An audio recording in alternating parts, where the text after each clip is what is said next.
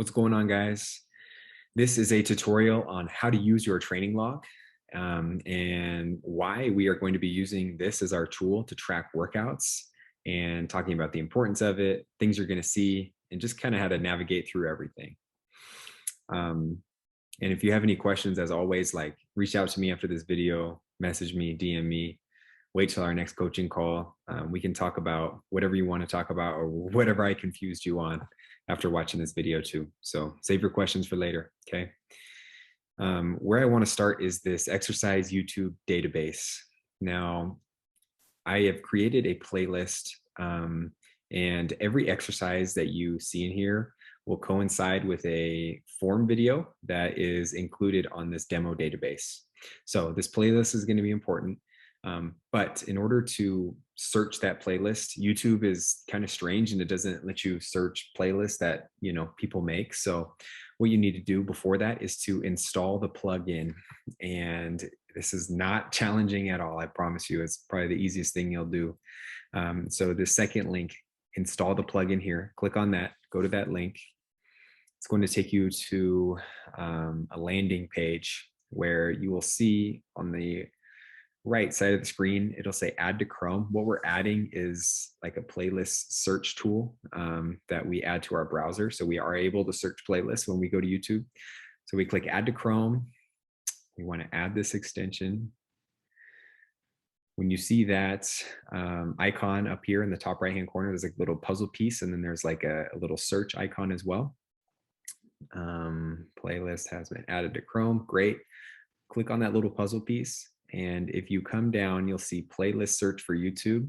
Click that pin. And what that pin will do is that'll bring that icon up here and it will stay there. So it's a lot easier to find when we do go to YouTube.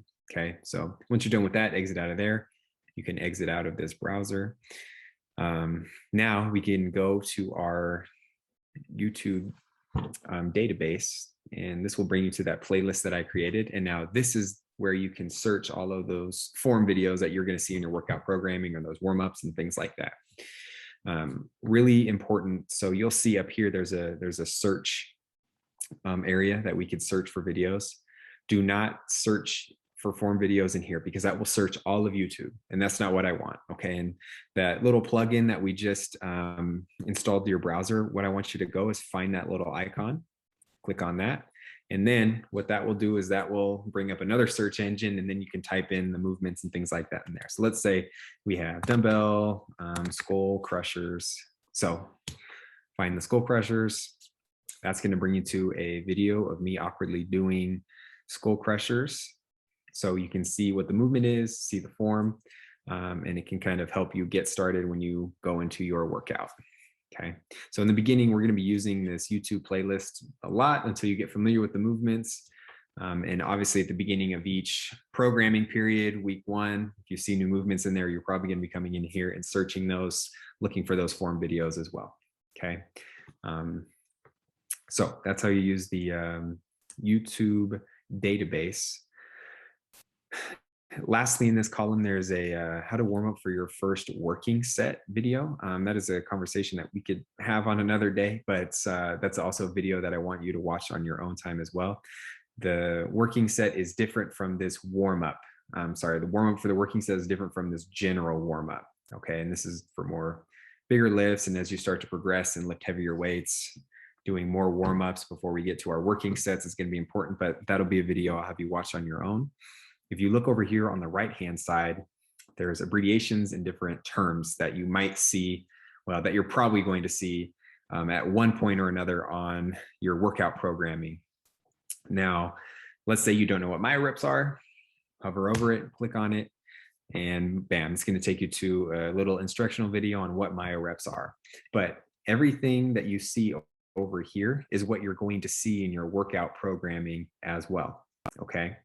So let's say, for example, you'll see something like myo rep dumbbell RDL. So you know myo rep, I'll explicitly list that for that movement, or maybe it's a drop set, and you will know where to go look for that. But after a while, you'll know exactly what those are. Okay. So just an example of that.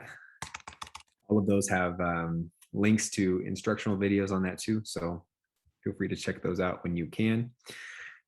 On the right-hand side, you'll see that there's kind of note sections for the different exercises. I'm not going to write notes on all of the movements. A lot of times when we write notes, it's going to be specific things that we talk about, maybe on our coaching calls, maybe when we watch form videos together, little cues and things that I want you to think of when you are doing those movements. But most of the form videos in there do a good job teaching you what the exercise is, like how the exercise should look and how you should perform it. So you're not going to see a lot of notes in here at the beginning of your programming, but you might see them as we add more notes as weeks progress. Okay.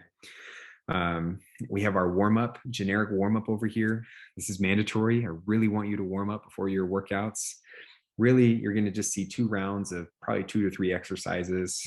The warm-ups will probably change depending on the type of workouts that day. Maybe it's leg day or push-pull day, or, you know, upper body day. Warm-ups will maybe change and vary a little bit, but I want you to do them before every workout, okay? Because you need a little warm-up period before you start to do some of these workouts.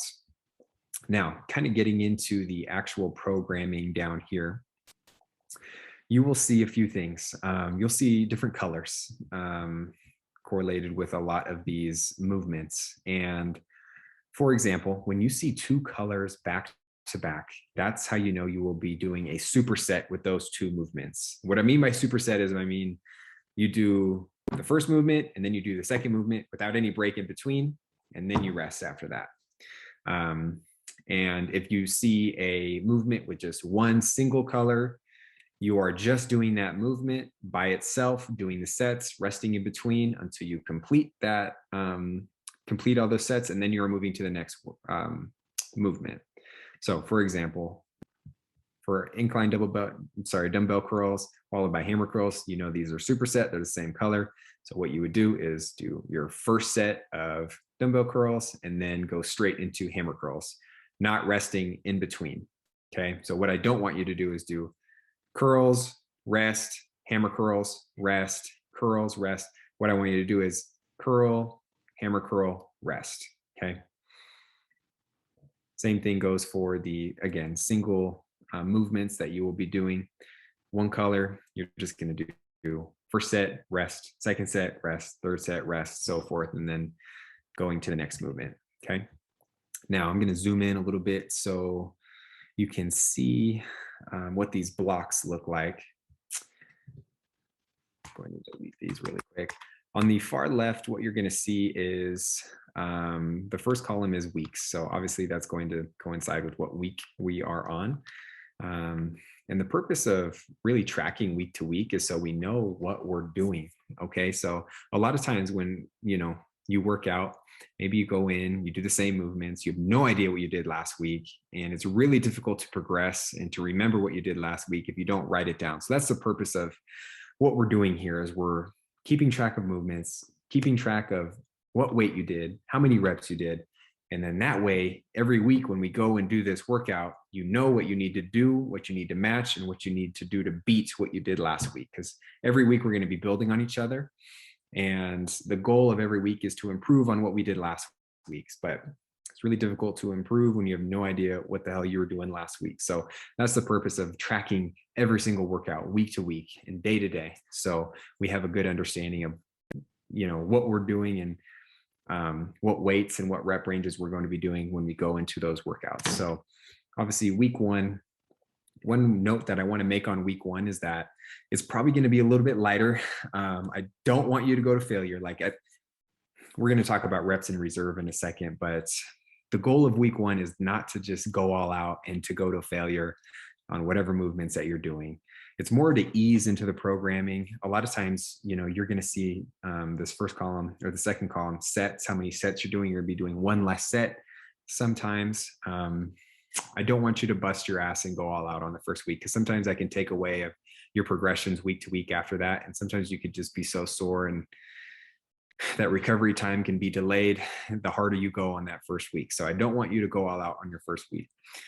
As you can see, sets, how many sets you're doing for, you know, each exercise, the rep ranges, the number of reps that I want you to keep in mind and how many I want you to do for each exercise.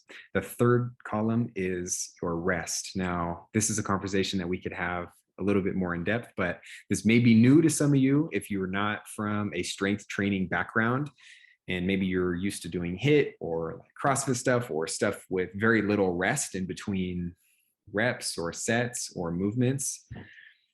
When it comes to building muscle and getting the most out of your workouts, resting in between sets is so important. So I want you to view these rest times as recommendations, but they're mandatory. And I really want you to look at those as a minimum amount of rest time that you take in between each set. Okay. You're going to notice some of them are 2 to 3 minutes. Some might be 1 to 2 minutes. But again, I want you to view those as a minimum, and rest is super, super important when we're doing this style of programming and strength training. Now, going into this next column, RIR, that stands for reps in reserve. And what that means is how many reps you have left in the tank before failure. Okay. So imagine failure is when you literally can't do any more reps of whatever exercise that you're doing. Reps in reserve meanings I want you to stop before you get to that point. So if we have 1 to 3 reps in reserve for the first week, let's say for dumbbell RDLs, we have 40-pound dumbbells we're using. You know the maximum amount that you can get is 10. What I want you to do is stop 1 to 3 reps shy of that. Okay, so you know at 10, after that is going to be failure, or you can't do any more reps. First week, I really just want you to cut back by a few reps, not getting to failure. If there's anything, just don't go all out on the first week. I'm sure I made myself clear on that. But let's say, again, 10 is your maximum amount of reps that you could do. So you're doing 7 that first day, okay? And then maybe you get 7 the next round, or maybe you get 6, okay? So now week 2, we come in, we know what we did last week, pick up the 40s again. Now every week we want to match or improve or beat what we did last week. So last week we know we did 7 and 6 reps for sets 1 and 2. This week we're gonna go 8 and 7 and 7. Okay. And then the next week it's like, okay, let's get 40s again. And maybe we get to 10 and 9 and 8 this week. Okay. So did we match or beat what we did last week? Absolutely. We're progressing in the reps. Progressing also looks like increasing weight. So maybe you get to 45s and all of a sudden, hey, maybe you can only get, 8 reps and 6 reps. We did progress in weight, so that is an improvement from the following week or from the previous week. Okay. Now, when you get to week 5, you can go all out here. Okay. Like I really want you to get to failure this week, or get close to failure in all of those movements, and just try and max out every set and every rep that you do. So you'll notice that our RIR 0, that stands for 0 reps left in reserve. Trying to get to that failure point is going to be the goal. So you can really go all out in this week 5, because week 6 is our deload week. And again, that's a conversation that we will have together plenty. Week 6, we're going to be decreasing the intensity. We might be decreasing the workouts altogether, or maybe not working out for a week to give your body a break. So this week 5, you can really go all out and really challenge yourself. Okay. So moral of the story, everything has a link for you to check, and just to make sure you know what you're doing going into your workouts. And if you're confused on what things mean or what abbreviations mean, like there's always, resources to figure that out. I want you to warm up before every workout. I want you to track your workouts every week. And every week, the goal is to beat what we did the previous week. Okay. Hope this makes sense. That was just a very basic rundown. Again, let me know if you have any questions as always. I'll talk to you soon.